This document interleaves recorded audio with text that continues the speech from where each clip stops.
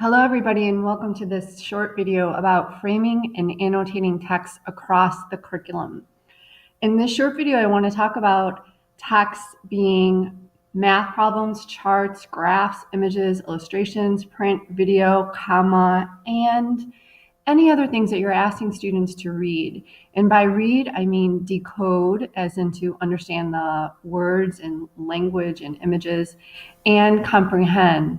So what kind of information do they need to know in order to comprehend the information presented in the text?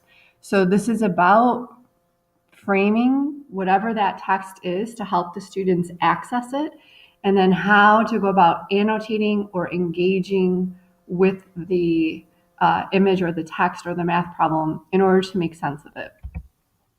So for our 525 class, if you're in the class watching this video, this is the week that we're talking about it, January 29th.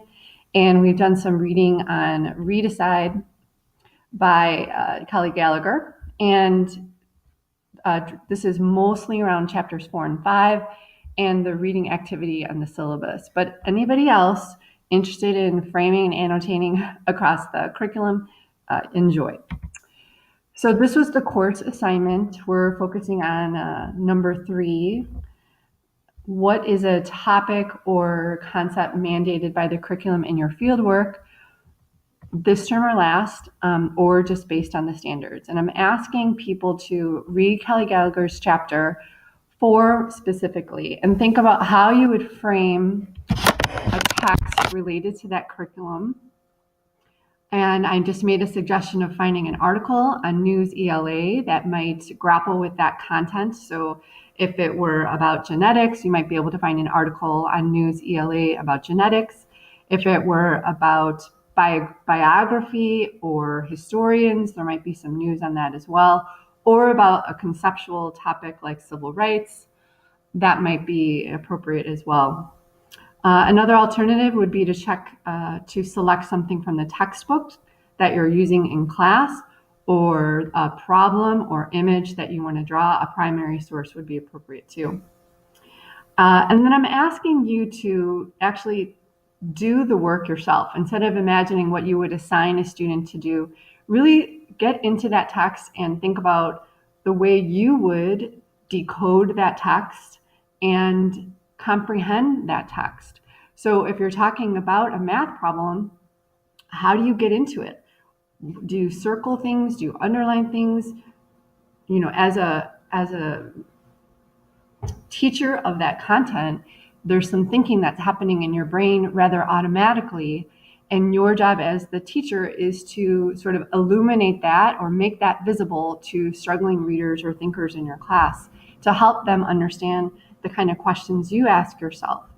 So I'd like you to then reflect on what you annotated and what do you think that a good reader in your discipline does. And that means a thinker, observer, and someone who analyzes in your field, and how could you use this with your students? So I'm going to break this down a little bit further.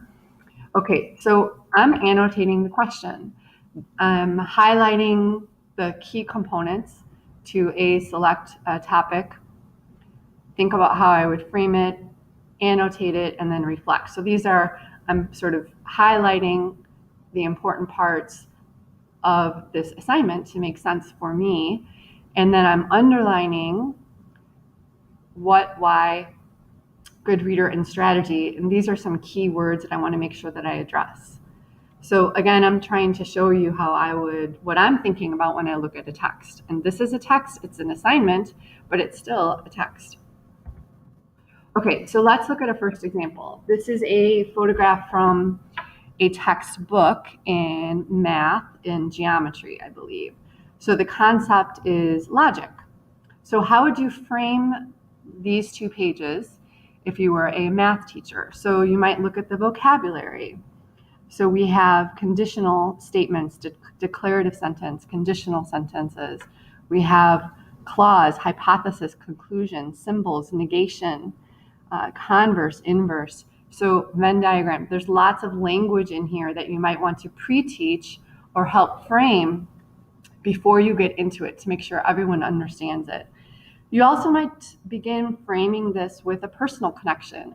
I think if you have teenagers in front of you, they have probably tried to use some sort of statement of logic when dealing with their parents, especially if they're trying to earn a little bit more time out at night or purchase a new cell phone or something like that. So the conditional form is something that you could try to make personal connections with students on as a way of framing the lesson before you get into it.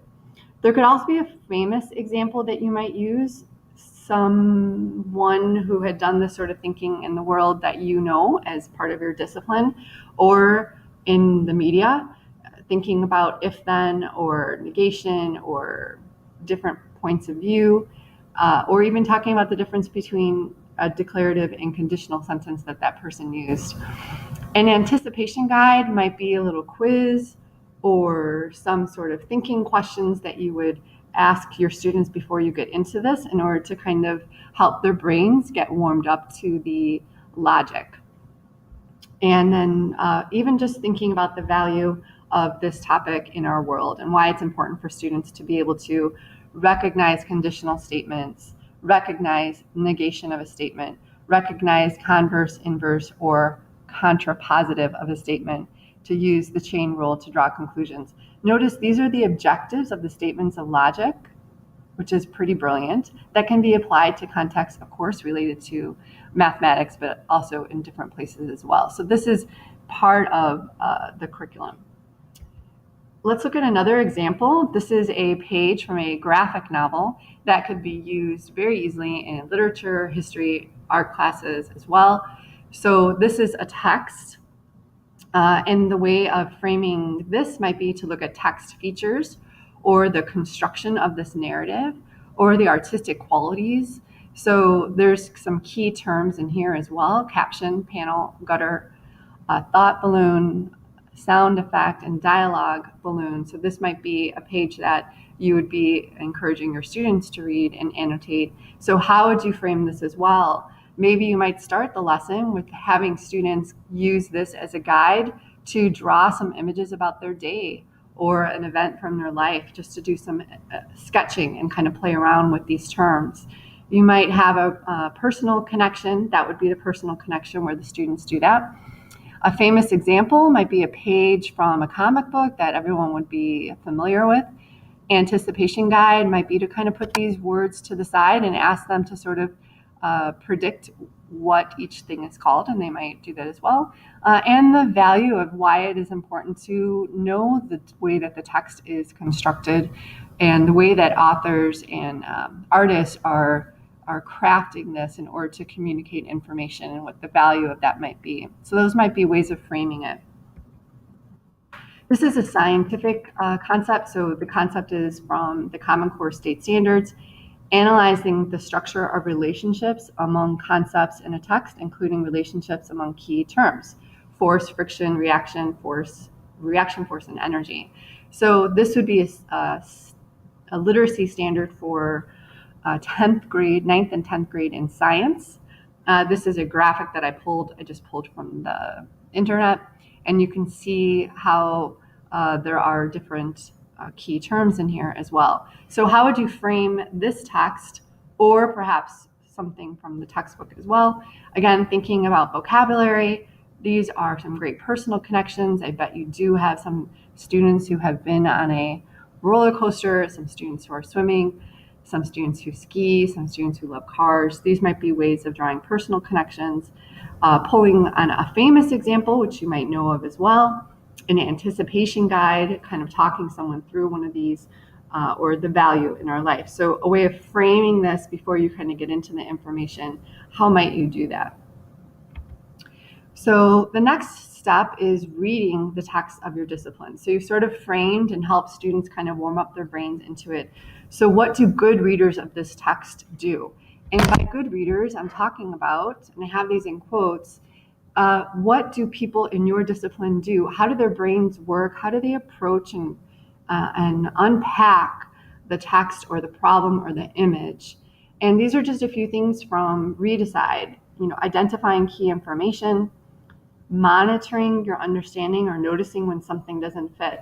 you do this naturally. When I'm reading and I get stuck, what do? I kind of go back and reread. I double check. I think about the characters. I think about the conflicts. If I'm doing a math problem and I get stuck, what are the fix-up strategies that I can use to help me do this? Your students might know, but they might not know, and it's your job to help them. When I'm looking at a photograph or I'm looking at a piece of art, what am I looking for? What should I be monitoring? What is the key information that I'm trying to look at? Like, teach me to look at this in a way that an artist would do it, so that I could understand better. So you also might draw on prior knowledge, ask questions, etc. Now, the actual annotation part depends on what you want students to notice, and you might develop a key. So you might say, I'd like you to underline key terms or jargon. I'd like you to highlight specific instructions. Or you might develop a color code. Yellow might be for key terms, blue might be for instructions. You might ask them to circle certain things or make notes on the side. You might ask students to do some drawing. So whatever annotation you do when you're reading or working on a math problem or making sense of art or looking at a scientific text or reading an article, what do you do automatically? So you might be noticing certain things, but then how can you help students do that more explicitly, because they don't have the kind of skills that you do, at least some. Okay, so here's a math example of using color coding. This teacher probably said to put a box around numbers or to underline certain things, and then it looks like the computations are coming right off of the parts that were boxed or underlined. This is artist research and analysis. So here is the piece of art, and this teacher has probably taught the student about pencil crayons and pencils and tones and skin tones and gradation and chalk, pastel, and paint. And then it looks like there's these notes at the side as well that the student is using. Here's another example, and the student is doing it with a computer program, point of view, texture, color, subject matter, other works, proportion, functional purpose, unity and variety, skills and techniques. I don't know all of these things, but if this is my text, the self-portrait, you would be teaching me how to read it. And part of reading the self-portrait is knowing these components. Here's an article from News ELA. I think the purchased version allows you to use the annotation feature in that.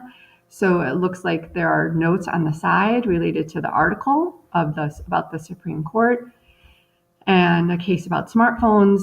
And there's some color coding going on here too, which makes me think that the teacher assigned certain colors for different bits of information in addition to these notes on the side. Here is a speech or primary document. It looks like the teacher has also given some instructions about what to highlight in yellow, what to underline, what to put a box around, and then there are these notes on the side with examples. Here are some directions, and the purpose is explicitly stated here. Okay, so we're going back to thinking about framing and annotating text across the curriculum. I think the toughest part about thinking about literacy in different disciplines is getting around the belief that as a math or science or history teacher or art teacher that you have to necessarily teach reading and writing in their traditional sense that you might see in an English class. But the truth is, we're trying to get you to just think about the text that you're teaching in your class and the literacy and the discourse that's part of what you're already teaching, and illuminating that in explicit ways for your students, helping them decode and comprehend whatever text, and I put that in quotes, that you're using in your classroom. So I hope that this has helped to sort of maybe reframe your thinking about what it means to read in your curriculum and how you can sort of start illuminating the important information that you want to teach students and help them really engage with the different texts that you use in your classroom by using annotation.